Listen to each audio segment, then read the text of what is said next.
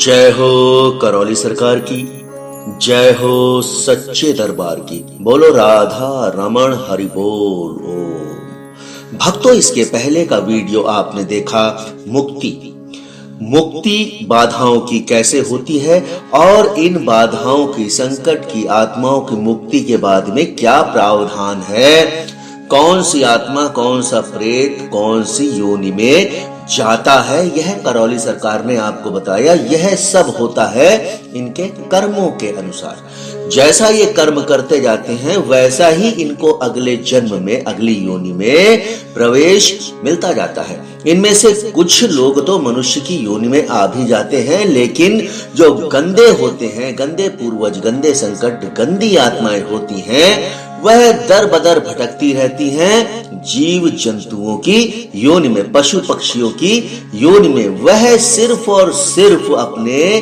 कर्म की वजह से यह सब भोगते हैं। तो भक्तों, आपने अच्छे से समझा कि मुक्ति के बाद का क्या प्रावधान है। तो आइए भक्तों, आज के इस वीडियो में हम बात करेंगे करौली सरकार से समझेंगे कि जब हमारी बाधाओं को, पूर्वजों को मुक्ति मिलती है, इसके बाद क्या कोई संकट होने की संभावना रहती है।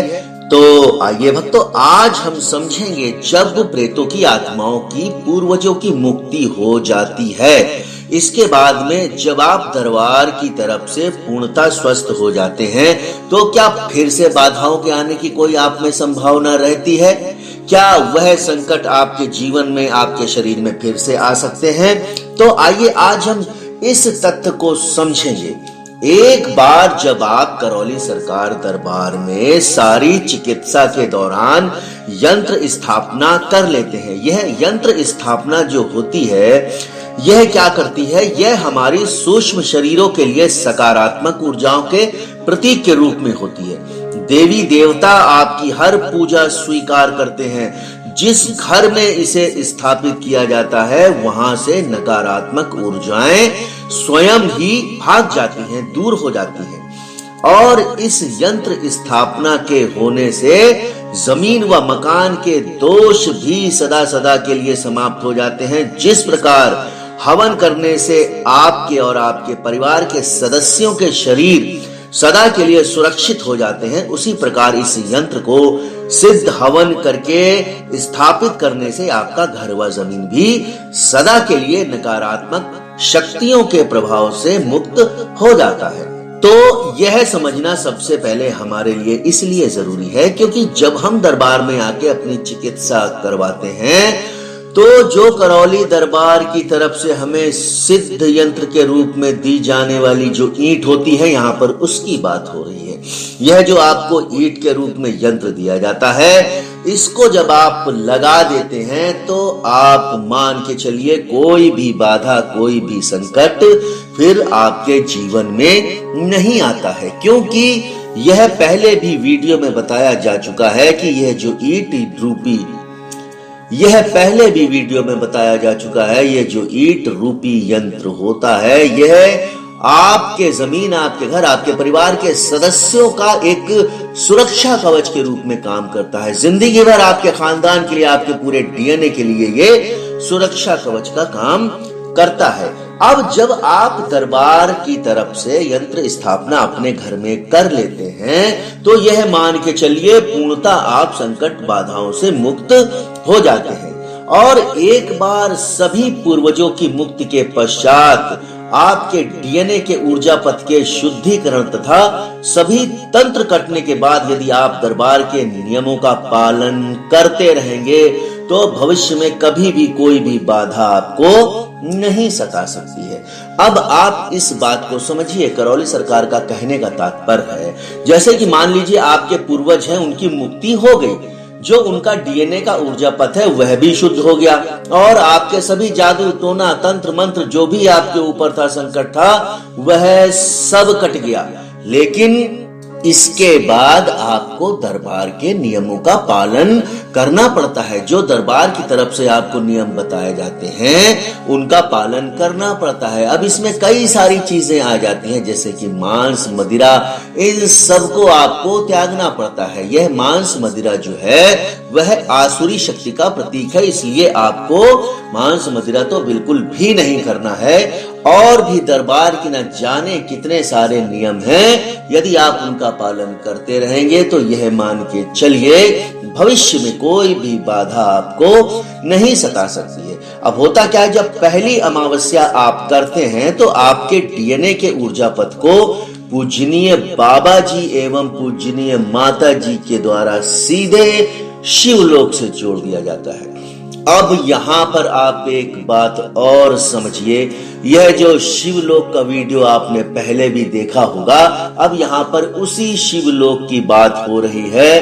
पूजनीय बाबा जी और पूजनीय माता जी क्या करते हैं, कब करते हैं? जब आप पहली अमावस्या करते हैं, जो आपके डीएनए का ऊर्जा पथ है वो सीधे कहाँ जोड़ते हैं? वह सीधे जोड़ते हैं शिवलोक में। और ये पूजनीय बाबा जी माता जी दोनों शिवलोक से आपको जोड़ देते हैं।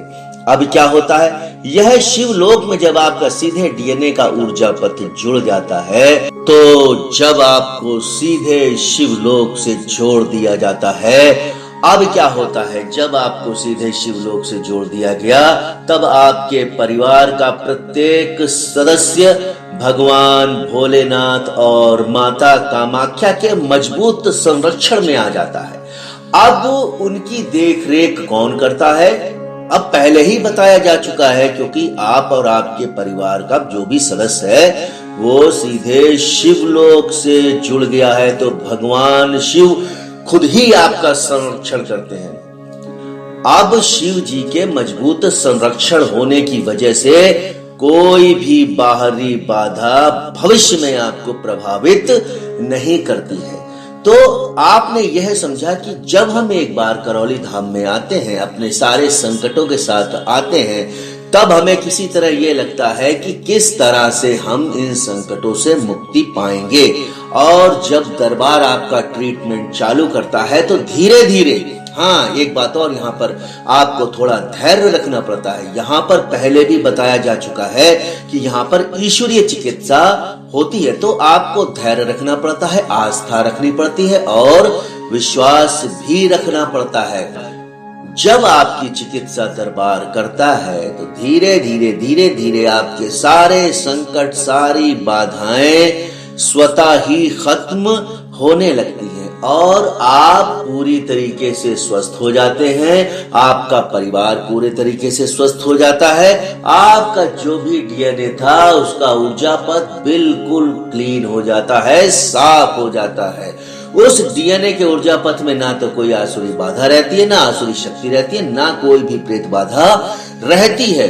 अब आपको शिवलोक की वजह से यह सारी चीजें कट जाती हैं और अब आपको भगवान शिव का संरक्षण प्राप्त हो जाता है, या कहें तो अब आप एक ऐसे सुरक्षा कवच के घेरे में आ जाते हैं जहां पर हर तरफ, हर ओर, हर दिशा में ईश्वर ही ईश्वर विराजमान है।